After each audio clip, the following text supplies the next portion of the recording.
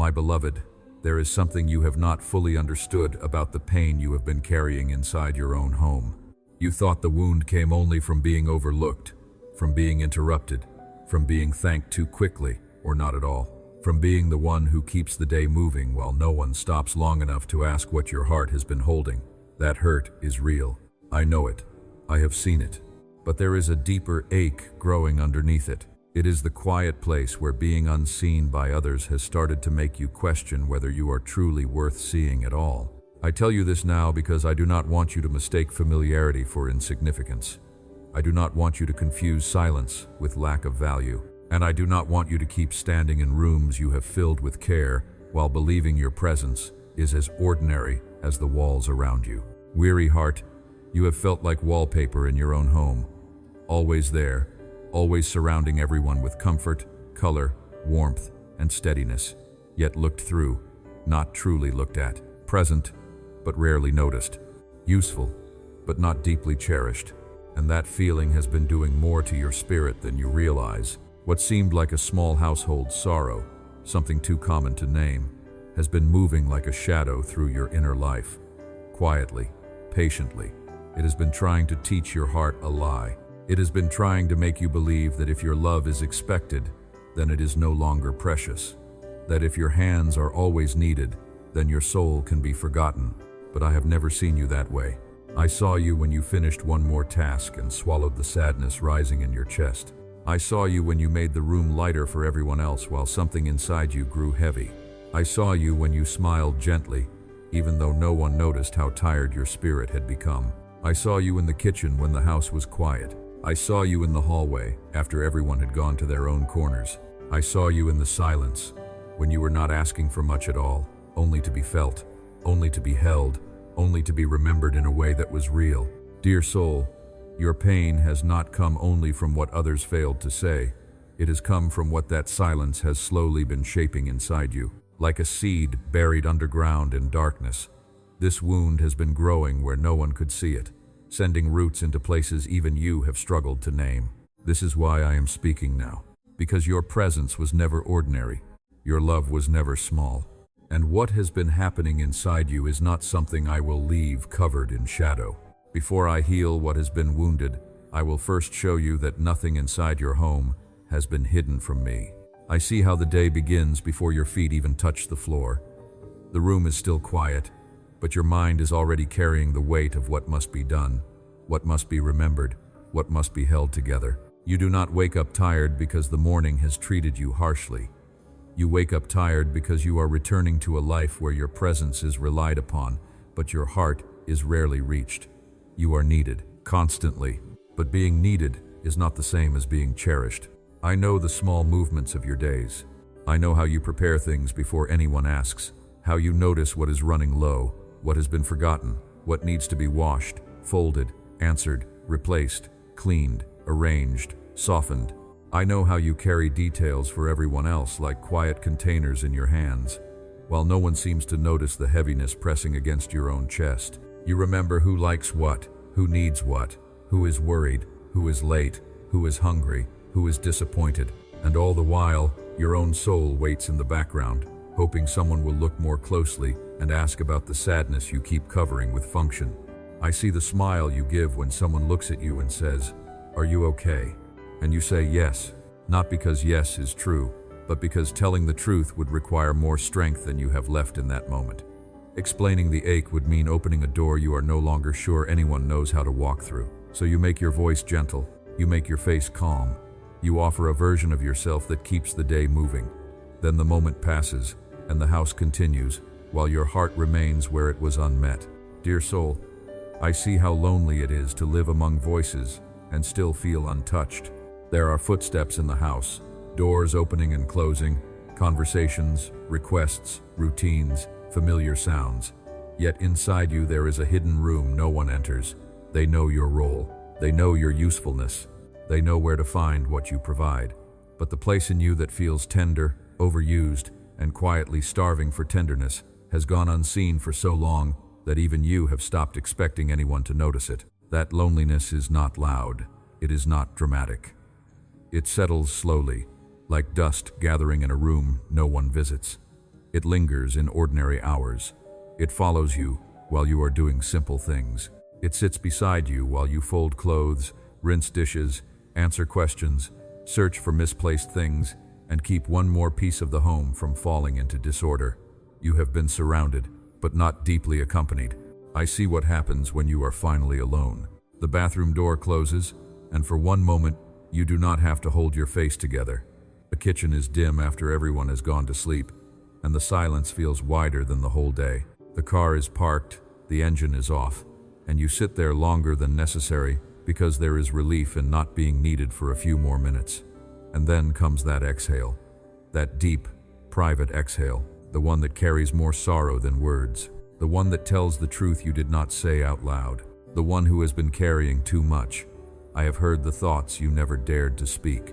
If I stopped trying this hard, would anyone notice? If I rested, would anyone come closer? Or would things simply begin to fall apart around me? If I disappeared for one day, would they feel my absence? Or only the work I did not finish? These thoughts did not come because you are ungrateful. They came because your heart has been living too long on too little tenderness.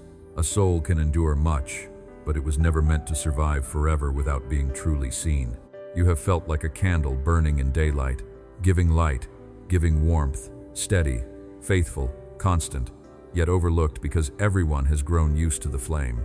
What once should have drawn wonder now passes without a second glance. And still you burned, still you stayed lit, still you kept making it easier for others to live, even while your own heart longed for someone to notice the quiet cost of that light. I see the strength that does not feel like strength to you anymore. I see the emotional labor no one thanks you for. I see the restraint it takes not to break down in the middle of ordinary moments. I see the way disappointment rises, and you swallow it because there is dinner to finish, something to answer, someone to comfort, one more task waiting for your hands. I have been with you there. Not once, every time. You kept showing up. You kept carrying. You kept giving, even when it hurt, even when no one named it, even when part of you wondered how much longer your heart could keep doing this in silence. My beloved, pain that lives too long without a name does not remain still. It begins to shape the way you see yourself, the way you interpret silence, the way you measure your worth in rooms where you have been overlooked. And because pain has been left unnamed for too long, it has begun to whisper lies that sound almost like truth. My beloved, I will name those lies now, because what remains hidden grows stronger in the dark. The first lie is this: if they overlook me, I must not matter. That lie did not arrive all at once. It formed slowly, in small silences, in unmet tenderness. In ordinary days when your giving was noticed only when it was missing. It learned your patterns. It watched your weariness. And then it began to speak in a voice that sounded almost reasonable. The second lie is this: if I have to ask to be appreciated, then love is not real. So you stayed quiet. You swallowed your need. You told yourself that if love were true, it would notice on its own. And because it did not, your heart began to draw painful conclusions. The third lie is this: my value is only in what I provide. Not in who you are, not in the soul I formed, not in the tenderness, depth, beauty, and strength I placed within you. Only in what you finish, what you fix, what you remember, what you carry.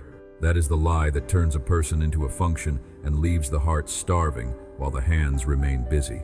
Weary heart, listen carefully. You are right that you have been overlooked, but you are wrong to believe you were made to live unseen. You are right that your heart is tired, but you are wrong to think your tiredness means you are forgettable. You are right that some of what you needed was not given, but you are wrong to conclude that your need made you too much or your longing made you weak. Pain has a way of becoming a mirror. That is one of its cruelest powers. It does not only wound, it begins to interpret. And after a long enough time, you stop looking at your life through truth and start reading yourself through wounded eyes. You begin to call yourself what neglect made you feel. Unimportant, hard to notice, easy to leave alone, valuable only when useful. This is how silence does its deepest damage, not only through what was not said to you, but through what it trained you to say about yourself. Dear soul, you have been trying to drink from a cracked cup. You carried it carefully, hoping it would hold enough to satisfy the ache in you. You returned to it again and again because it was familiar, because it was near, because you wanted to believe it could nourish what was empty. But every time love should have settled in your heart, something leaked away. Every time comfort should have stayed, it slipped through the fracture. And after a while, you stopped questioning the cup and started blaming your thirst. You wondered whether your need was too deep, whether your longing was too much, whether something in you made fullness impossible. But the problem was never your thirst. The problem was that you were trying to receive from places too broken to hold what your soul truly needs. And beneath all these lies is the most dangerous one of all, that I see everyone else, but not you. That I care about the grand and the dramatic, but not the ordinary ache inside your own home. That I notice public sorrow, but not private exhaustion. That I hear the prayers spoken in sanctuaries, but not the ones breathed out in kitchens, hallways, parked cars, and closed bathrooms. That lie is false. I see you there. I have been with you there. I have never once mistaken the hidden place for an unimportant one. The family silence wounded you, yes. But the deepest wound was not only what others failed to say, it was what that silence slowly taught your heart to believe about your worth. And that is why I am speaking now, not to deny the pain, but to break its authority over the way you see yourself. So now I will speak over every lie that settled in your heart and replace it with what has always been true. My beloved, your worth was never created by human recognition, and it cannot be erased by human neglect. It is settled. What others failed to notice did not reduce what I placed inside you. What they did not name did not make you smaller. What they overlooked did not empty you of value. I did not wait for other people to approve of your existence before calling you precious. I did not build your identity on applause, gratitude, or affection that rises and falls with the moods of those around you. I formed you with intention. I know what I placed within you, and I declare that no silence around you has the authority to rewrite what I have spoken over you. Your pain is real. I say that plainly. I do not ask you to pretend it was small. I do not ask you to call neglect, love, or loneliness peace. The ache was real. The exhaustion was real. The sorrow was real. But none of it is proof that you are insignificant. None of it is proof that you were created only to serve, only to carry, only to hold everything together while no one holds you. Pain can describe what happened to you. It cannot define who you are. Hear me clearly. I declare that quiet faithfulness is not smallness. I declare that hidden labor is not worthlessness. I declare that what others called ordinary, heaven has witnessed as sacred. Every unseen act of care, every tired yes, every moment you chose gentleness when no one saw the cost. I have weighed it. I have witnessed it. I have treasured it. You are not standing in a life I have ignored. Remember Hagar in the wilderness. She was sent away, burdened, exhausted, and left in a place that felt empty except for her fear. She knew what it was to carry responsibility while feeling cast aside. She knew what it was to wonder whether anyone saw her pain once she was outside the circle of human concern. But I met her there, not after she became strong enough, not after someone came back for her. I met her in the wilderness itself, and I revealed myself as the God who sees. That was not only her story, that is a witness to my nature. I see the one who has been pushed to the edges. I see the one still carrying life while feeling emotionally abandoned. I see the one who keeps going with tears close to the surface. And remember Leah, present, yet not fully chosen, needed within the structure of the household, yet aching under the wound of not being loved in the way she longed to be loved. She knew the pain of waking up inside duty while carrying unanswered longing in her chest. She knew what it meant to be there every day and still feel the ache of being passed over in the deepest places of the heart. And I saw her too. I did not look away from the one whose sorrow was buried under daily responsibility. I did not confuse her silence with emptiness. I did not measure her by the affection she failed to receive. So I say to you now, I have not confused your quietness with insignificance. I have not mistaken your endurance for emptiness. I have not looked at your ordinary days and called them ordinary in the way the world does. Dear soul, a seed buried in dark soil is not forgotten. It is hidden, yes. Pressed on from above, yes. Surrounded by darkness, yes. But hidden is not abandoned. Buried is not erased. In the place where no applause can reach it, preparation is taking place. Roots are forming in silence. Life is gathering in secret, And what seems invisible for a season is still held inside. My design. I know what I am doing beneath the surface of your life, even in the rooms where no one clapped for your faithfulness. I have decided that you will no longer call yourself small because others failed to look closely. I have decided that the hidden parts of your obedience, your tenderness, and your endurance will no longer be interpreted through the language of neglect. I declare this over you now. Your unseen labor has been witnessed. Your hidden tears have been counted. Your quiet endurance has been weighed, and nothing offered in love before my eyes is ever discarded as meaningless. I have not missed your tears. I have not missed your silence. I have not missed your staying. I have not missed you. Not in the kitchen, not in the hallway, not in the car, not in the late hours when the house grew still and your heart finally told the truth. I was there, and because I was there, I speak now with authority no human silence can cancel. You are not forgettable. You are not background. You are not alive merely to make life easier for others. You are mine, known fully, seen clearly, and held with unwavering attention. This is not wishful comfort. This is my declaration. It is done. But truth is not only something I speak over you. Truth is also something I will teach your wounded heart to live inside.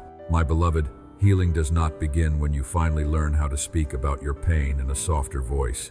Healing begins when you stop calling heavy things light. It begins when you stop saying, "It was nothing," when it was not nothing. It begins when you stop reducing your sorrow just because it happened in ordinary rooms, through familiar people, in the middle of everyday life. I know what your heart has carried. I know how long it has carried it, and I will not ask you to heal by pretending the wound was small. Healing is not forgetting the past. It is not erasing it, trimming it down, or forcing it into a version that hurts less to describe. Healing is learning to look at what happened through my eyes instead of through rejection, through my truth instead of through the silence that once interpreted everything for you. There are memories you have been reading as proof that you were not worth tenderness. I am teaching you to read them differently, not as proof of your lack, but as places where I remained with you, where I witnessed what others missed, where I am still able to restore what was bent under pressure. I know how this pain has touched every corner of your life. I see the pressure that comes when money feels tight, and your mind starts counting what is due before the day has even fully begun. I see the quiet fear that rises when needs keep coming and resources feel thin, when responsibility sits on your shoulders like a weight that never fully leaves.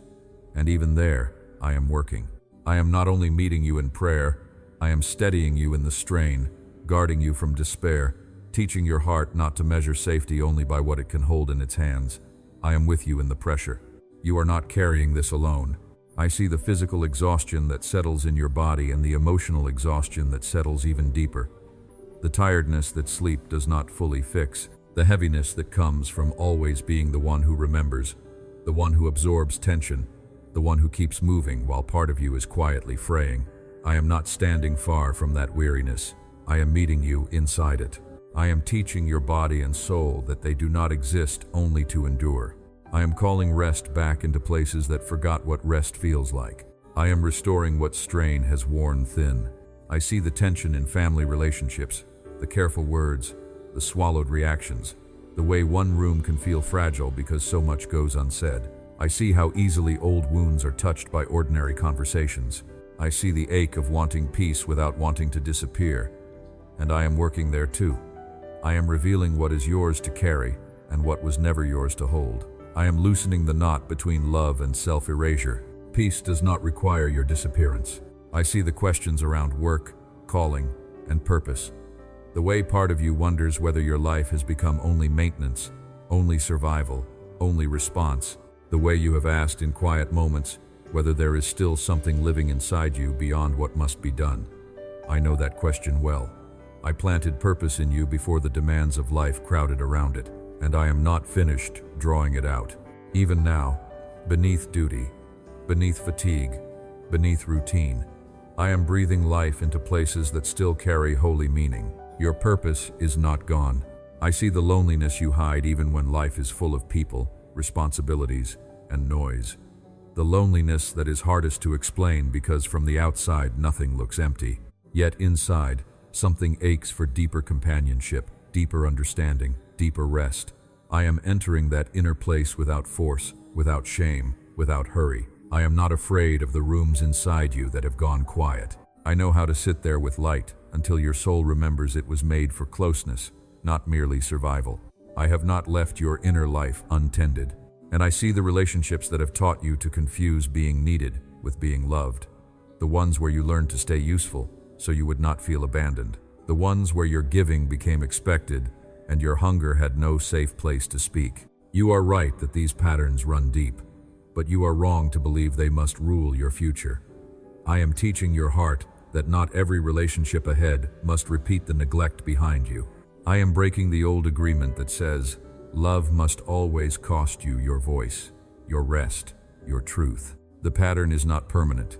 Dear soul, you do not have to hate those who overlooked you in order to heal, but you must stop building your identity around being overlooked. You must stop treating someone else's blindness as the final measure of your worth. Release is not denial. It is the refusal to let old wounds keep naming you in the present. I am not asking you to say, the past did not hurt. I am asking you to stop living inside its verdict. Think of a room that has been shut for years. The air is stale, the windows are sealed, dust has settled into every surface. At first, opening that room feels uncomfortable, not relieving. Light enters and reveals what had been hidden. The space does not become warm and livable in a single moment. It must be opened again and again. Fresh air must return. What was ignored must be seen. What was abandoned must be tended. Healing is like this. There are inner rooms you learned to survive without entering, and now I am opening them gently because I did not create you to live with whole parts of your heart locked away from light. Remember the woman who had been bent low for years, carrying pain in her body where everyone could see the shape of her suffering, yet few truly saw her. I called her forward. I did not shame her for how long she had lived under that weight. I did not overlook her because others had grown used to seeing her that way. I brought hidden pain into compassionate light. I straightened what had been bowed down, and I am still that kind of Lord. I still call wounded ones forward. I still bring what has lived in silence into mercy, truth, and tenderness. Weary heart, healing may feel slow to you because roots are quiet work. Branches are visible, roots are hidden. Yet it is the hidden work that keeps life standing when storms come. I often heal beneath the surface before you can point to what has changed above it. Slowness is not absence. It is often depth. It is often care. It is often love, refusing to do shallow work in a place that needs something lasting. And if you are tired because healing feels slower than your pain, then listen closely, because this is where many give up just before hope begins to break through.